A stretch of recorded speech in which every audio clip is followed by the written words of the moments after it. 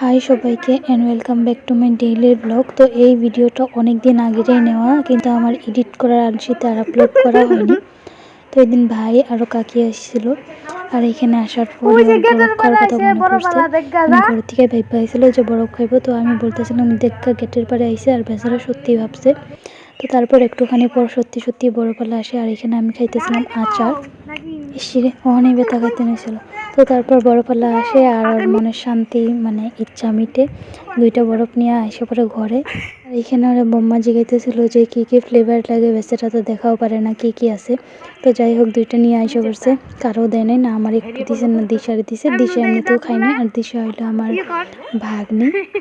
আরও বাহিরা বস্তু হয়তো কিছু খায় না, সব কিছুতেই না করে, যদি কই খাবি খাবি কই না খাম না। তো তারপর এখানে আমি ওকে পোজ দিতে বলতেছিলাম। তো তারপর ভাইরা ঘরে জায়গা ওগো। তো আর এখানে মামা নিয়ে এসেছিলো তরমুজ। তো কার কার ফেভারিট একটুখানি কমেন্টে জানিও।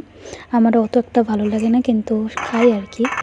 এখানে তরমুজের স্লাইসটা নিয়ে আমি একটুখানি ঢং করতেছিলাম, আর ওই খাইবো না, কিন্তু মা একটুখানি জোর করে দিছে। তারপর খাওয়ার পর আমি করতেছিলাম স্বাদ নেই, আর কিছু কথা কয় না।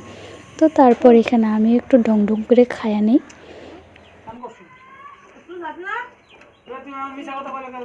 তো ভিডিওটা এখানে অবধি এন্ড করে, দেখা হবে অন্য কোনো ভিডিওতে। সবাইকে টাটা, ভালো থাকো, সুস্থ থাকো, বাই।